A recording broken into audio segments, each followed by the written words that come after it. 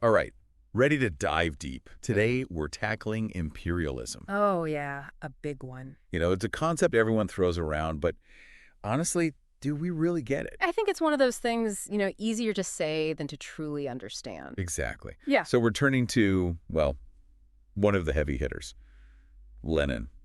That makes sense. We've got excerpts from Imperialism. The highest stage of capitalism? Dense read. Dance is putting it lightly. But important, if you really want to grasp what we're talking about here. Couldn't agree more.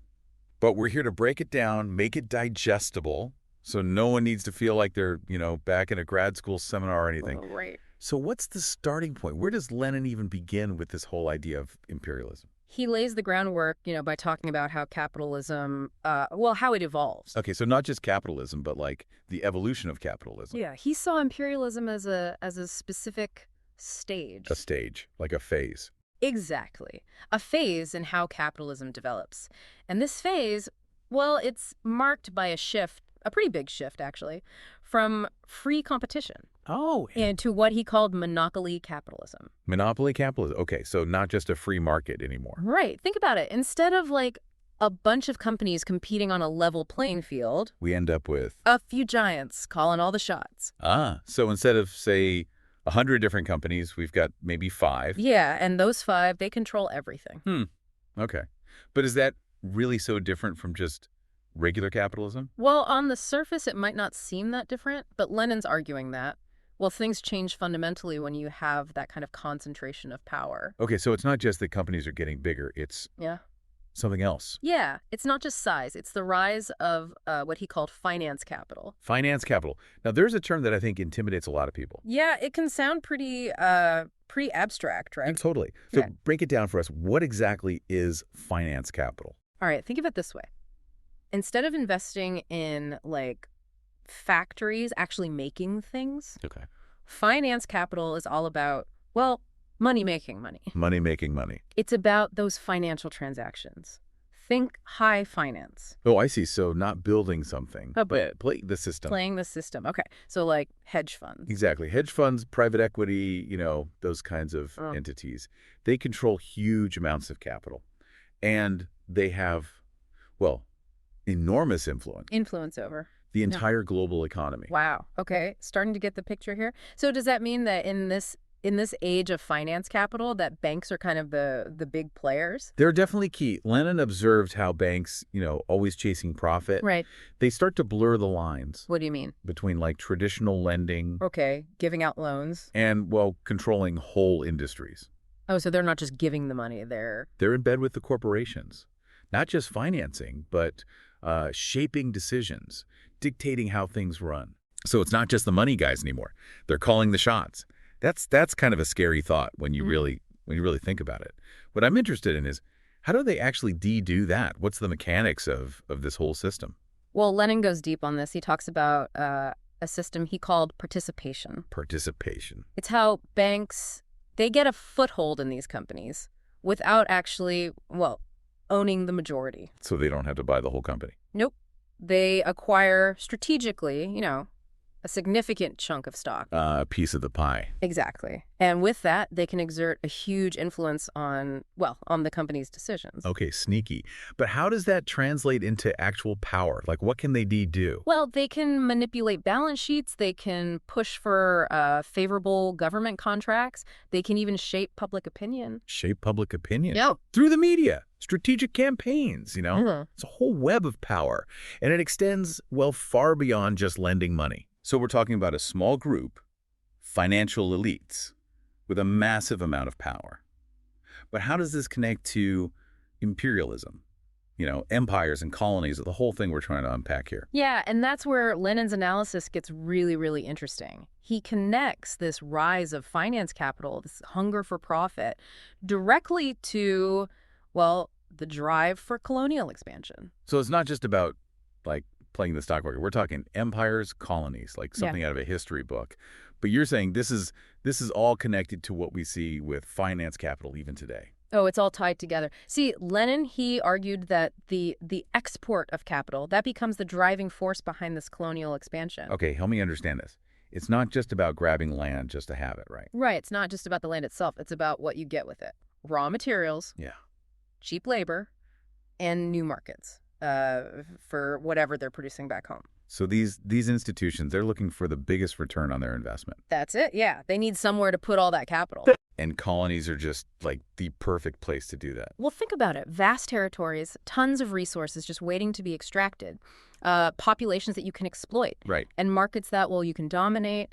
Lenin uses examples like, Standard Oil. Rockefeller. Yeah, Rockefeller's Standard Oil competing with European companies to control the global oil production. Wow. Or those international cartels that were formed to control things like shipping, railroads, all about maximizing profit, right? And wielding that economic power. It sounds like a very clear divide between the people who benefit and the people being, well, exploited. Oh, absolutely. Lenin, he didn't shy away from that, called imperialism parasitic, even decaying. Harsh words. He saw it as a system that benefits a tiny elite at the expense of, well, everybody else. That makes you think about the human cost.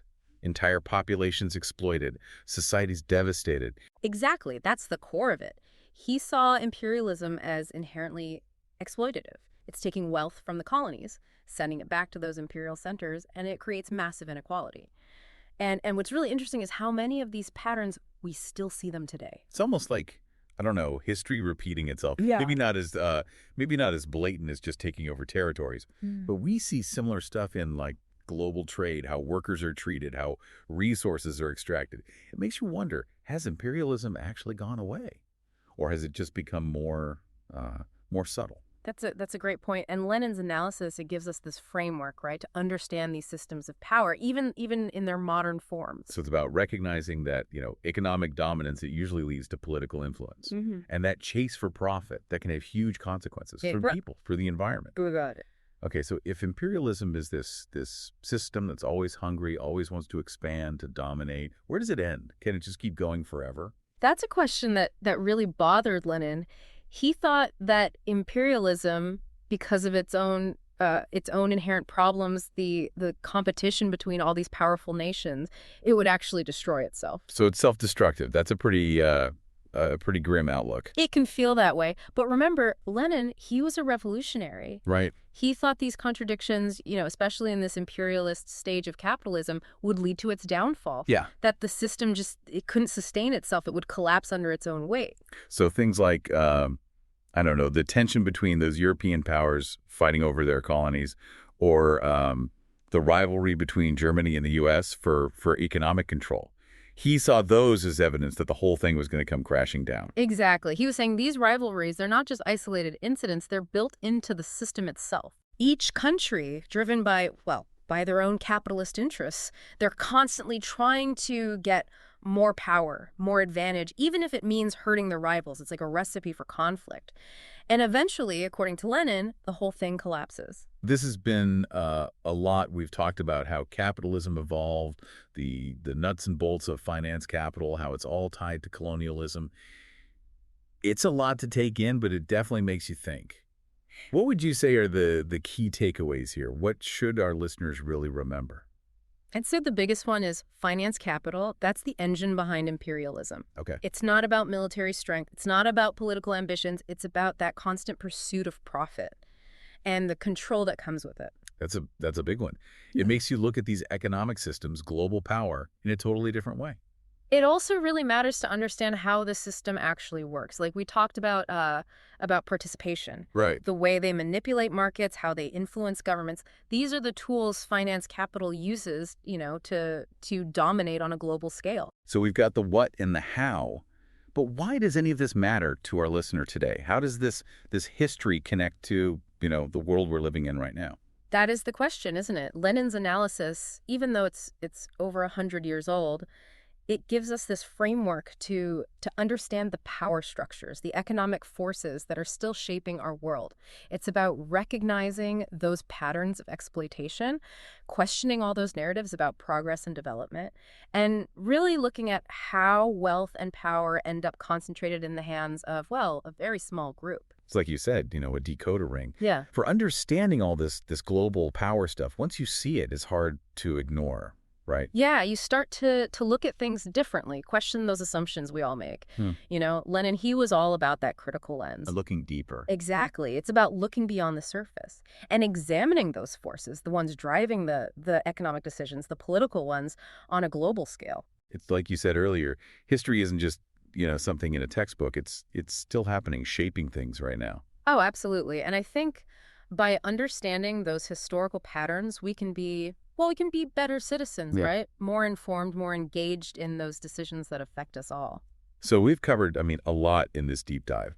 Finance capital, how that drives imperialism, the ways it operates, those systems of control, and even how it can lead to, conflict, instability. We've seen how Lenin's analysis, even though it's from another time, it still gives us a way to look at the world today, those economic and political realities. It's been really eye-opening, I've got to say. But before we wrap up, is there anything else you'd like to leave our listeners with? Something Yeah. to think about that maybe we didn't touch on directly. I think the most important question to ask is, well, do Lenin's ideas still hold up?